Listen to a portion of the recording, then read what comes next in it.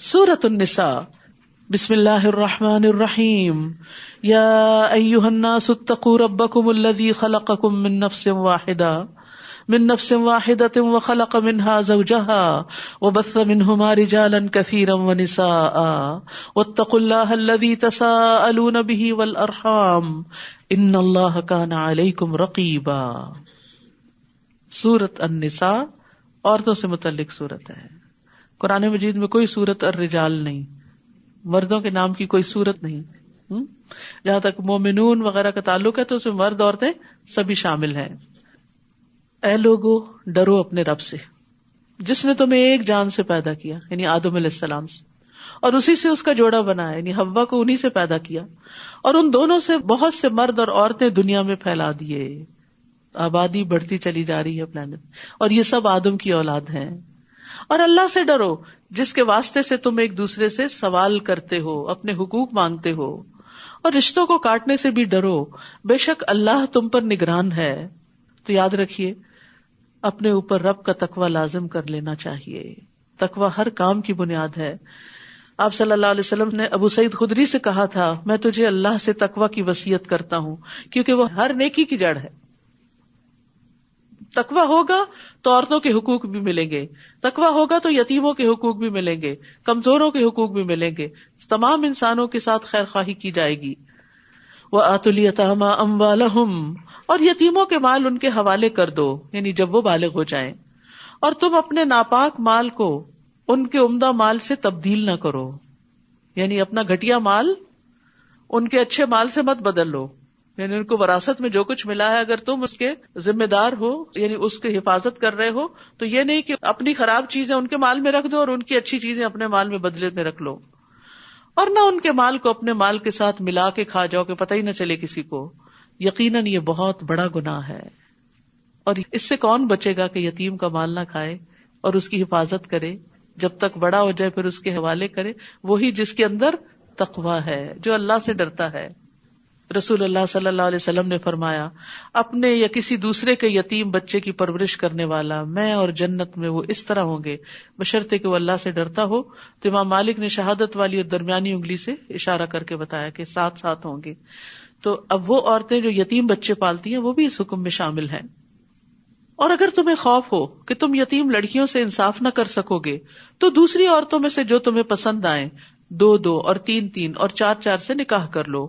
پھر اگر تمہیں ڈر ہو کہ تم ان کے درمیان عدل نہ کر سکو گے تو ایک ہی سے نکاح کافی ہے، یعنی ایک رخصت دی گئی بوقت ضرورت، لیکن عدل کی شرط کے ساتھ، اور واضح بتا دیا گیا کہ اگر عدل نہیں کر سکتے تو پھر ایک ہی، یا تمہارے دائیں ہاتھ جن عورتوں کے مالک ہوئے یہ زیادہ قریب ہے کہ تم ایک طرف مائل نہ ہو جاؤ۔ اور عورتوں سے نکاح کرتے وقت ان کے مہر خوش دلی سے ادا کیا کرو، اور پھر اگر وہ اپنی طرف سے کوئی چیز تمہارے لیے مہر میں سے چھوڑ دیں، ایز اے گفٹ تمہیں واپس کر دیں، تو اسے خوش مزہ اور خوشگوار سمجھ کر کھاؤ پیو، یعنی بیوی کا گفٹ جو ہے اسے خوشی سے قبول کرو، حقیر نہ سمجھو۔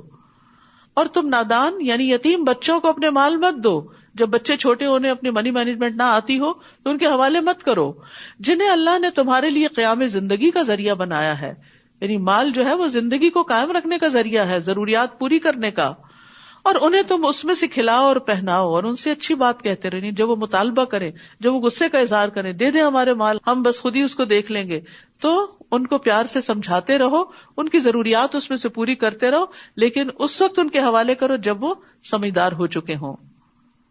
ایک حدیث کے مطابق ناسمجھ کو مال دینے والے کی دعا قبول نہیں ہوتی۔ اور یتیموں کو آزماتے رہو یہاں تک کہ جب وہ نکاح کی عمر کو پہنچ جائیں، یعنی میچور ہو جائیں، پھر اگر تم ان میں سمجھ بوجھ پاؤ تو ان کے مال ان کے حوالے کر دو، اور تم ان کے مال اسراف اور جلدی کرتے ہوئے مت کھاؤ، اس ڈر سے کہ وہ بڑے ہو جائیں گے اور پھر ان کو دینا پڑے گا۔ اور جو کوئی تم میں سے مالدار ہو تو اسے یتیموں کے مال سے بچنا چاہیے، یعنی ان کے مال میں سے بطور اجرت نہ لے، اور جو مالی طور پر محتاج ہو اسے چاہیے کہ وہ معروف طریقے سے کھائے، یعنی اپنا محنت کا حق وصول کر لے، لیکن محتاط طریقے سے۔ پھر جب تم ان کے مال ان کے سپرد کرو تو ان پر گواہ ٹھہرا لو، اور حساب لینے کے لیے اللہ کافی ہے۔ مردوں کے لیے اس ورثے میں سے ایک حصہ ہے جو والدین اور قریبی رشتہ دار چھوڑ جائیں، اور عورتوں کے لیے بھی ایک حصہ ہے اس ورثے میں سے جو والدین اور قریبی رشتے دار چھوڑ جائیں، چاہے وہ رسول اللہ صلی اللہ علیہ وسلم کا دور جاہلیت ہو یا آج کا معاشرہ ہو.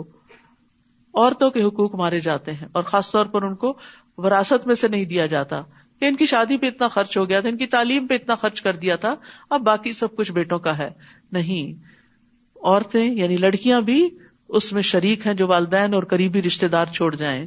ورثہ کم ہو یا زیادہ اس میں ایک طے شدہ حصہ ہے، اور ورثے کی تقسیم کے وقت جب غیر وارث رشتے دار اور یتیم اور مسکین موجود ہوں تو انہیں اس میں سے کچھ نہ کچھ دے دو، اور اگر نہ دے سکو تو ان سے مناسب طریقے سے بات کرو. یعنی جب وراثت تقسیم ہو رہی ہو اور خاندان کے لوگ موجود ہیں جو اس میں سے حصے دار نہیں، اور وہ دیکھ رہے ہیں، ان کی نظر ہے کچھ چیزوں پر، تو کچھ نہ کچھ ان کو ایز اے کرٹسی دے دو. اور اگر نہیں دے سکتے تو اچھے سے بات ہی کر لو، کیونکہ الکلمۃ الطیبۃ صدقہ، اچھی بات بھی صدقہ ہے. یعنی صرف مال کا ہی صدقہ نہیں ہوتا، اچھی بات کا بھی صدقہ ہوتا ہے. اور وراثت تقسیم کرنے والوں کو اس بات سے ڈرنا چاہیے کہ اگر وہ اپنے پیچھے ناتواں اولاد چھوڑ جاتے تو موت کے وقت انہیں ان کے بارے میں کتنا اندیشہ ہوتا. لہٰذا انہیں چاہیے کہ اس معاملے میں اللہ سے ڈریں اور جچی تلی بات کریں، کیونکہ اب یتیموں کی پرورش کا معاملہ آ رہا ہے تو ان کے کئی ناجائز مطالبات بھی ہوں گے، تو ان کے ساتھ معاملہ اللہ سے ڈرتے ہوئے کرتے رہو. بے شک وہ لوگ جو یتیموں کے مال ظلم کرتے ہوئے کھا جاتے ہیں، یقیناً وہ اپنے پیٹوں میں آگ ہی بھر رہے ہیں، اور ضرور وہ بھڑکتی ہوئی آگ میں جلیں گے. بعض اوقات ایسا ہوتا ہے نا کہ کہیں پر باپ فوت ہوتا ہے، بچے پیچھے چھوڑتا ہے، ایک بھائی ان میں سے زیادہ اسٹرانگ ہوتا ہے اور دوسرے کمزور ہوتے ہیں، تو وہ سب کا حصہ دبا کے بیٹھ جاتا ہے اور دینے پہ راضی نہیں ہوتا. اور پھر جو فوت ہوتا ہے حتیٰ کہ اس کے یتیم بچوں کے لیے بھی کچھ نہیں چھوڑتا. تو اس طرف توجہ دلائی گئی کہ جو لوگ یتیموں کا مال کھائیں وہ اپنے پیٹ میں آگ بھر رہے ہیں. بعض اوقات مرد حضرات ایسے کام کرتے ہیں تو as a sister, as a wife, as a mother ان کو سمجھانا چاہیے، ان کی محبت میں ان کی خیرخواہی کرتے ہوئے. کیونکہ بعض اوقات میں نے دیکھا مائیں ساتھ مل جاتی ہیں، مائیں بیٹوں کے ساتھ مل جاتی ہیں اور بیٹیوں کا حق ان کو نہیں دیا جاتا. تو یہ بیٹے کل قیامت کے دن کام آنے والے نہیں. اللہ تمہیں تمہاری اولاد کے بارے میں تاکید کرتا ہے، بیٹے کے لیے 2 بیٹیوں کے برابر حصہ ہے. وہ کیوں؟ عورت کو آدھا کیوں مل رہا ہے؟ اس لیے کہ عورت پر نان نفقے کی ذمہ داری نہیں ہے. عورت کو اپنی شادی کے وقت پھر مزید مہر بھی ملے گا اور اس کا شوہر اس کے مالی امور کا خیال بھی رکھے گا، جبکہ مرد کو جو ملے گا وہ اپنی شادی کے وقت مہر بھی دے گا اور اپنے اوپر، اپنے بچوں پر، اپنے گھر والوں پر، حتیٰ کہ اگر اور رشتہ دار بھی ہیں تو ان کے اوپر بھی اپنا مال خرچ کرے گا، تو اس کو نسبتاً زیادہ دیا گیا. یہاں کوئی ڈسکریمنیشن نہیں. اگر شوہر فقیر ہو، عورت ملینئر ہو، تو بھی عورت کے اوپر کوئی ذمہ داری نہیں کہ وہ گھر میں خرچ کرے، شوہر ہی کی ذمہ داری ہے. ہاں یہ تو پھر الگ بات ہوتی ہے نا کہ باہم محبت کی وجہ سے عورت کہتی ہے کہ میں اپنے شوہر کو اور اپنے بچوں کو کیسے غربت میں دیکھ سکتی ہوں، اور میں اپنے اس مال کو کیا کروں گی، یہ انہی کے لیے تو ہے. تو وہ خوشی سے جو بھی خرچ کرتی ہے پھر وہ اس کے لیے صدقہ شمار ہوتا ہے، اس کے لیے باعث اجر ہوتا ہے. تو جو عورتیں کام کرتی ہیں اور گھر میں کنٹریبیوٹ کرتی ہیں تو وہ ان کا احسان ہے اور اس احسان کو ماننا چاہیے. اور وہ جو لاتی ہیں اور جو بھی کچھ خرچ کرتی ہیں ان کا شکریہ ادا کرنا چاہیے اور ان کے ساتھ اچھا سلوک کرنا چاہیے، نہ کہ ان سے چھینا جھپٹی کر کے ان کو ذلیل کر کے ان کو دکھ دیا جائے. پھر اگر میت کی وارث 2 سے زیادہ بیٹیاں ہوں تو ان کو ترکے کا 2/3 حصہ دیا جائے گا، اور اگر ایک ہی بیٹی وارث ہو تو اس کے لیے ترکے میں سے آدھا ہے. اگر میت کی کوئی اولاد ہو تو اس کے والدین میں سے ہر ایک کو ترکے میں سے 1/6 حصہ ملے گا، اور اگر وہ صاحب اولاد نہ ہو اور اس کے وارث والدین ہی ہو، بچے کوئی نہیں صرف ماں باپ ہی ہیں، تو ماں کے لیے ترکے کا 3 حصہ ہوگا. اور اگر اس میت کے بہن بھائی بھی ہو تو اس کی ماں کے لیے 6 حصہ ہوگا. یہ سب تقسیم وصیت پوری کرنے یا قرض کی ادائیگی کے بعد ہوگی. تم نہیں جانتے کہ تمہارے والدین اور تمہاری اولاد میں سے کون فائدہ پہنچانے میں تم سے قریب تر ہے. یہ اللہ کی طرف سے طے شدہ حصے ہیں. بے شک اللہ بہت علم والا اور کمال حکمت والا ہے. اس لیے اس تقسیم پہ راضی ہو جاؤ، اس پر اعتراض نہ کرو. اللہ سبحانہ تعالیٰ جس طرح سارے حالات کو جانتا ہے تم نہیں جانتے، اس لیے صرف ظاہری اور وقتی طور پر اگر آدھا آدھا دے کر تم خوش ہو جاتے ہو کہ ہم نے زیادہ انصاف کیا. نہیں، اللہ سبحانہ تعالیٰ زیادہ انصاف کرنے والا ہے، کیونکہ اسلام کا یہ نظام جو وراثت کی تقسیم کا ہے یہ پورے آن دا ہول سارے سسٹم میں لیا جائے گا، نہ کہ ایک جز کے طور پر. جس میں عورت کے حقوق اور بچوں کے حقوق کے دیگر احکامات بھی موجود ہیں، کیونکہ اللہ سبحانہ وتعالیٰ بندوں پر ان کے والدین سے بھی زیادہ مہربان ہے. وہ عام محاورہ ہے نا، ایک 70 ماؤں سے بھی بڑھ کے پیار کرتے ہیں. تو پھر یہ اس کی محبت ہے کہ اس نے اس معاملے میں رسول اللہ صلی اللہ علیہ وسلم کو بھی نہیں کہا کہ آپ تقسیم کر دیں، ترازو اپنے ہاتھ میں رکھی کہ اس نے سب کے حصے خود بانٹ دیے. وَلَكُمْ نِصْفُ مَا تَرَكَ أَزْوَاجُكُمْ، اور اگر تمہاری بیویاں صاحب اولاد نہ ہوں تو ان کے ترکے میں تمہارے لیے آدھا حصہ ہے. پھر اگر ان کی اولاد ہو تو تمہارے لیے ترکے میں سے وصیت پوری کرنے یا قرض کی ادائیگی کے بعد چوتھا حصہ ہوگا. اور اگر تم صاحب اولاد نہ ہو تو تمہاری بیویوں کے لیے ترکے میں سے چوتھا حصہ ہے. پھر اگر تمہاری اولاد ہو تو ان کے لیے ترکے میں سے 8واں حصہ ہے. یہ سب تقسیم وصیت پوری کرنے یا قرض کی ادائیگی کے بعد ہوگی. اور اگر کوئی مرد یا عورت بے اولاد ہو، کلالہ، اور اس کے ماں باپ بھی حیات نہ ہو مگر اس کا ایک بھائی اور ایک بہن ہو تو بھائی اور بہن ہر ایک کو چھٹا حصہ ملے گا. اگر وہ اس سے زیادہ ہو تو سب کے سب ترکے کے 1/3 میں شریک ہوں گے. یہ سب تقسیم وصیت پوری کرنے یا قرض کی ادائیگی کے بعد ہوگی، بشرطے کہ کسی کا نقصان نہ کیا گیا ہو. یہ اللہ کی طرف سے ایک تاکیدی حکم ہے اور اللہ خوب جاننے والا ہے، بہت بردبار ہے. یاد رکھیے، ورثے کی تقسیم اس وقت ہوگی جب وصیت پوری کر دی جائے اور قرض ادا کر دیا جائے میت کی طرف سے. تو وصیت میں تکلیف پہنچانا کبیرہ گناہوں میں سے ہے، اور وصیت بھی 1/3 مال میں سے ہونی چاہیے. کسی وارث کے لیے وصیت نہیں ہو سکتی، 1/3 سے زیادہ میں وصیت نہیں ہو سکتی. وارث اگرچہ غنی ہو لیکن پھر بھی 1/3 سے زیادہ وصیت درست نہیں. تلک حدود اللہ، یہ اللہ کی حدود ہے. اور جو کوئی اللہ اور اس کے رسول کی اطاعت کرے گا وہ اسے ایسے باغات میں داخل کرے گا جن کے نیچے سے نہریں بہ رہی ہیں، وہ ان میں ہمیشہ رہنے والے ہیں.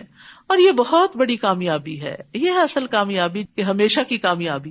عارضی کامیابی سے انسان خوش ہوتا ہے لیکن عارضی ہی ہوتی ہے. اور جو کوئی اللہ اور اس کے رسول کی نافرمانی کرے گا اور اس کی حدود سے تجاوز کرے گا، یعنی جو کام انہوں نے نہیں کیا وہ ان سے آگے بڑھ کے خود ایجاد کر لے دین میں، وہ اسے آگ میں داخل کرے گا جس میں وہ ہمیشہ رہنے والا ہے اور اس کے لیے ذلیل کرنے والا عذاب ہے. اور تمہاری عورتوں میں سے جو بے حیائی کا ارتکاب کرے یعنی زنا کا، تو ان کے اس جرم پر اپنے مردوں میں سے 4 گواہ طلب کرو.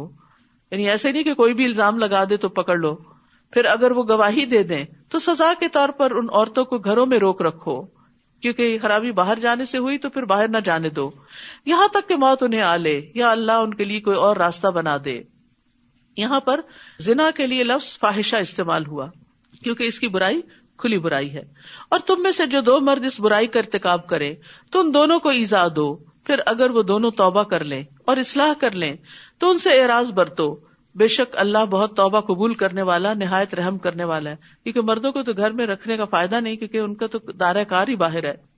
انما التوبۃ علی اللہ للذین یعملون السوء بجہالہ، بے شک اللہ کے ذمے ان لوگوں کی توبہ قبول کرنا ہے جو جہالت سے برائی کا ارتکاب کرتے ہیں پھر جلد ہی توبہ کر لیتے ہیں. تو یہی وہ لوگ ہیں جن پر اللہ مہربان ہوتا ہے اور اللہ بہت علم والا، بہت حکمت والا ہے. تو جہالت کیا ہوتی ہے؟ کہ انسان انجام سے غافل ہو کے، بے خبر ہو کے غلط کام کرے، اللہ کی ناراضگی کا کام کرے، اسے یہ پتہ ہی نہ ہو کہ اس غلط کام پر عذاب بھی لازم ہوتا ہے. پھر یہ کہ انسان اس بات سے غافل ہو جائے کہ اللہ دیکھ رہا ہے، اس کی نگرانی کر رہا ہے، یا اس بات سے غافل ہو جائے یا بھول جائے کہ اس غلط کام کے نتیجے میں اس کا ایمان کم ہو جائے گا یا بالکل ہی ختم ہو جائے گا. جیسے زنا کرتا ہے جب انسان تو اس کا ایمان اس کے اندر سے نکل جاتا ہے.